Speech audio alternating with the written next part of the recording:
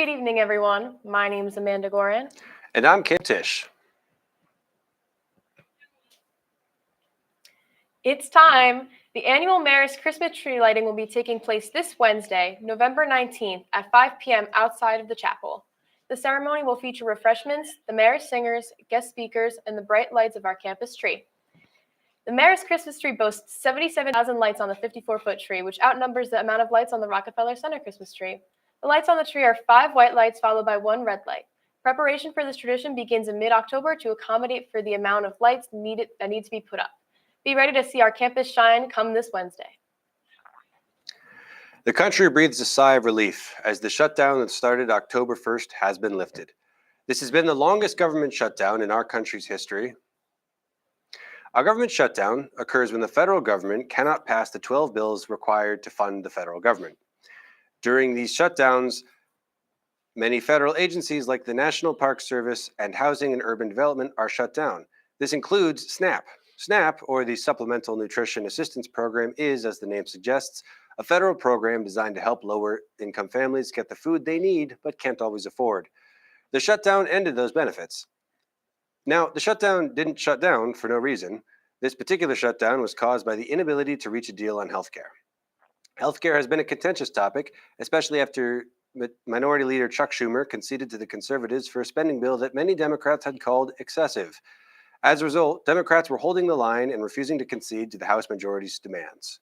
However, on the 41st day of the shutdown, 8 moderate Democrats crossed the picket lines and struck deals with the Republican Party, citing the pain and suffering that SNAP being discontinued caused on their constituents.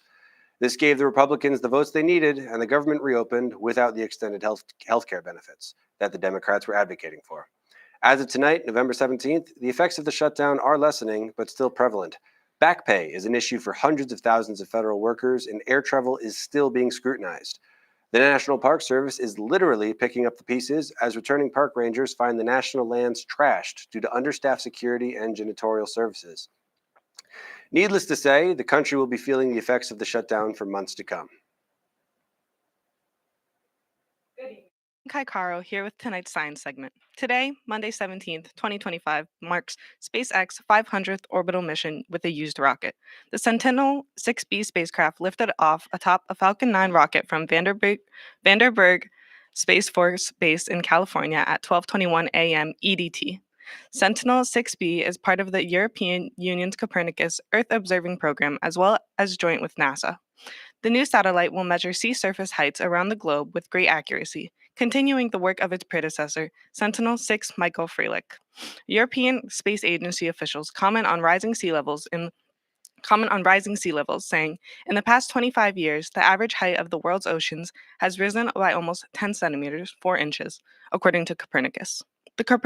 The Copernicus Sentinel-6 mission has become the gold standard reference mission to monitor and record this key consequence of climate change. However, keeping with recent Trump administration policies aimed at scaling back climate research, NASA did not directly refer to climate change or global warming in the Sentinel-6B pre-launch briefing on Saturday, the 15th of November. From its circular orbit, Sentinel-6B will use its radar to measure sea level heights down to roughly an inch across 90% of the world's oceans. NASA's Earth Science Department says that new information allows them to monitor significant ocean features such as ocean currents, sea level, and wave height, allowing them to have a view into the inner workings of the ocean. The Falcon 9's upper stage deployed Sentinel-6B on schedule about 57 minutes after liftoff at an altitude of 1,322 kilometers, 821 miles. The 3,175-pound satellite has been confirmed with news of successful launch and rocket landing as well as satellite deployment. Company President and Chief Operating Officer Gwen Shotwell highlights the reuse milestone in a post on X, saying, "Congratulations to the SpaceX team on completing 500 missions with flight-proven rocket boosters. You've made the impossible possible with reusable rockets, paving the way to land huge amounts of cargo and lots of people to establish permanent human presence on the moon and beyond with Starship. The fully reusable Starship is the biggest and most powerful rocket ever built. SpaceX is developing it to help get humanity to the moon and Mars, among other feats. Starship has launched 11 times to date, but those don't contribute to the 500 count. Back to the desk." This weekend, the music department will be having some performances worth checking out. On Saturday, the Marist Orchestra will be having a concert in the Nellie Galetti Theater at 2 p.m., and the Marist Band will be performing at 8 p.m. On Sunday, Kappa Kappa Psi will be hosting a coffee house for the National Month of Musicianship in the Cabaret Lounge from 12 p.m. to 3 p.m. Come stop by and watch students perform vocally and instrumentally. In addition, Kappa Kappa Psi will be hosting a food and hygiene event in coordination with Duchess Outreach, and will be collecting food and hygiene items at the concert and the coffee house. Please consider donating and watching our talented students. President Trump recently announced his intent to follow through on a plan to sell American-made F-35 fighter jets to Saudi Arabia. This is despite concerns that the sale could create an opportunity for the government of China to steal the plane's advanced technology. China has a security partnership with Saudi Arabia, and government officials expressed the worry that this could be leveraged into buying the designs or even outright stealing the designs for themselves. Saudi Arabia has long bought ballistic missiles from the Chinese government and has recently been buying higher-grade missiles as well as setting up facilities to produce their own missiles terrestrially. In addition to the concerns about the Chinese government, the sale is also being scrutinized for the possibility that it may cause the U.S. government to compromise Israel's regional military advantage. In a 2023 report on foreign aid, the government expressed its mandate to ensure that Israel can defeat any credible conventional military threat. The sale of these F-35s might change that. This conversation comes amid additional talks of the United States assisting Saudi Arabia in developing a civilian nuclear program, an idea that, again, many U.S. officials express qualms about, citing the possibility of the country developing its own nuclear missile program.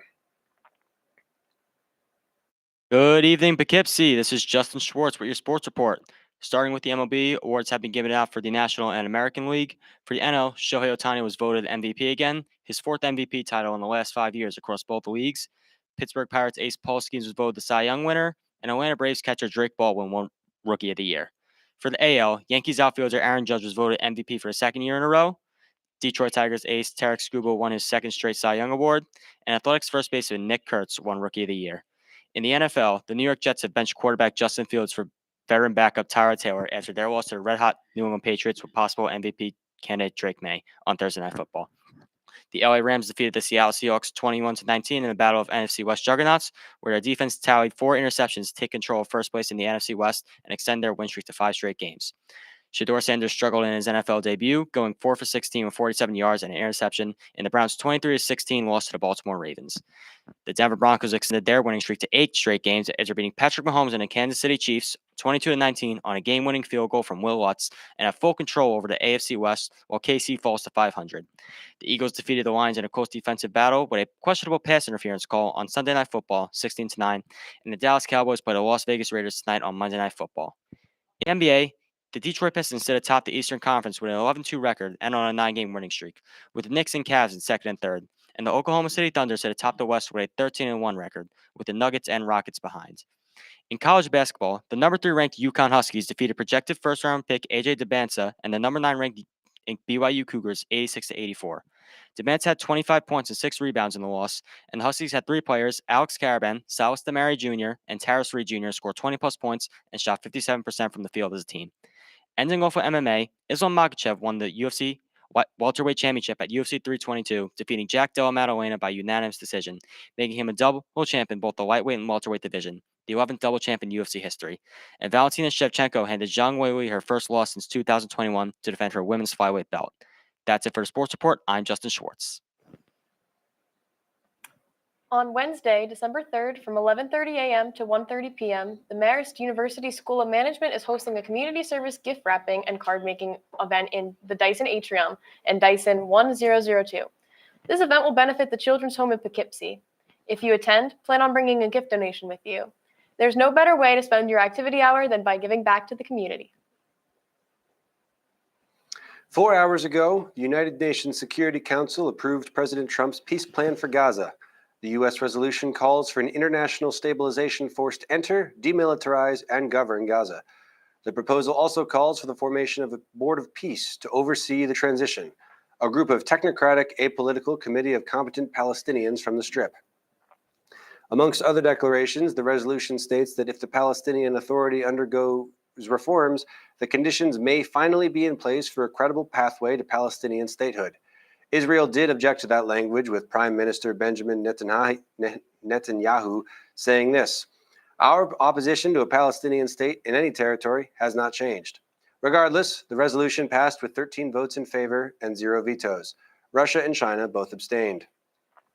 While the Security Council does not possess a mechanism for enforcing its resolutions, it does have the ability to penalize violators with sanctions and other economic incentives. Generally speaking, however, the Council's resolutions are taken as law. Conflict still reigns in the Strip, but this resolution is being hailed as a massive step in the right direction and a huge win for the Trump administration. Good evening, MCTV News. I'm Pacyline Reinhardt with your entertainment report for the night. This past weekend was the Wicked for Good premiere in Singapore.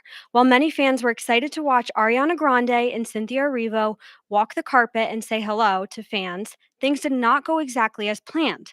Grande was attacked by a fan who ran onto the carpet and threw himself onto the actress. Turns out that this guy has a reputation for being a serial celebrity attacker, having caused numerous other incidents with Katy Perry, The Weeknd, and even the Chainsmokers. Many fans are also upset because security stood there and did nothing, causing Erivo to go into fight or flight, shoving the man into security's arms. Once all was well, they continued down the carpet, taking photos and signing autographs. Tory Lanez, the singer and rapper who shot Megan Thee Stallion in 2020, has been denied an appeal to shorten his sentence. Lanez had shot Megan in the foot after she supposedly insulted his career and disagreement at a party in LA. In December of 2023, he was found guilty of not one, not two, but 3 felonies: assault with a semi-automatic firearm, having a loaded, unregistered firearm in a vehicle, and discharging a firearm with gross negligence. He was given a 10-year prison sentence, which began in August of 2023, and appealed for a shorter sentence just 1 week later. And just this past week, his appeal has been denied, and he will be carrying out a full 10 years. In other news, Sabrina Carpenter will be starring in an Alice in Wonderland musical produced by Universal. Many internet commentators have mixed feelings, some wishing that an actual child was portraying Alice, while others are wondering the need for yet another remake, especially because of the success of the 2010 Disney live-action Alice in Wonderland. Sydney Sweeney's new movie, Christy, which follows the career of a former professional boxer, Christy Martin, was a complete and total flop, grossing a meek $1.3 million this past weekend. It has already been recorded as one of the worst releases of all time. Many are criticizing Sweeney for her completely subpar performance, saying that she does not deserve the fame she has received, while others are impressed by her grit to keep going after her other recent disappointments. And finally, Tom Brady has revealed that he cloned his dog. He worked with the company Colossal, who drew his late dog Lua's blood before she passed. Colossal was the same company who created replicas of the extinct direwolves a few months back. They used this blood to complete a non-invasive cloning process that I don't quite understand. And that's all I have for you tonight. Back over to the desk. Good evening, MCTV News. My name is Josh Lawrence, and let's talk a little bit about the Nintendo Wii. The Nintendo Wii was introduced in November 2006, which makes it, this coming month, 19 years old. That's right, the Nintendo Wii is in the limbo between drinking and voting. The Nintendo Wii was an important console for Nintendo. They bounced back from the mild under-success of the GameCube, and they needed to find a new way to market themselves. The PlayStation and the Xbox were the new kids on the block, and they were starting to do a little better than Nintendo, who was used to winning in the console wars. And so Nintendo geared their focus towards casual gaming and created a new and interesting, not just a gimmick, but an interesting feature overall of motion controls, something that hadn't quite been attempted for a home console at the time. And the success of the Wii cannot be understated. Everyone had one of these things. Check your attic, there might be one in there. This brought controllers into the hands of lots of people who would never otherwise play a video game. The accessibility of Wii Sports, being able to actually swing the remote and hit a baseball or roll a bowling ball down the alley, that's what made the Nintendo Wii special. So, happy 19th, Wii. Enjoy it. Back to you guys. Hello, this is your president speaking, and I am here to inform you for the rest of the events that we are hosting as MCTV this semester. So while we are wrapping up our final shoots for each show, I'd also like to remind you that Spormal is this coming Friday, November 21st. Spormal is our annual formal put on with Sportscom and the rest of the communication clubs. It will be held at Darby's at 8 p.m. on November 21st, this coming Friday.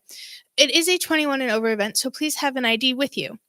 Secondly, and finally, I would like to share that we will be having our final general members meeting December 4th, a Thursday, at 9:15 in the Student Center, where we will be hosting a little goodbye with snacks. We'll be highlighting some stuff from the semester. We'll have sizzle reels, along with a possible election and announcements about next semester and more exciting things to come. So please make sure that you are signed up for both events and you are able to come. We hope to see you there. Bye. Thanks, Pacyline. That's all we have for tonight. I'm Amanda Gorrin. And I'm Caleb Tysz. But before we end for the night, Amanda and I just want to give a big thank you and congratulations to these season's producers, Lauren McCann and Quinn DiFiore. You guys led a great season of news, and we cannot wait to see what you do next. That's all for tonight. My name is Caleb. I'm Amanda. And this is MCTV News.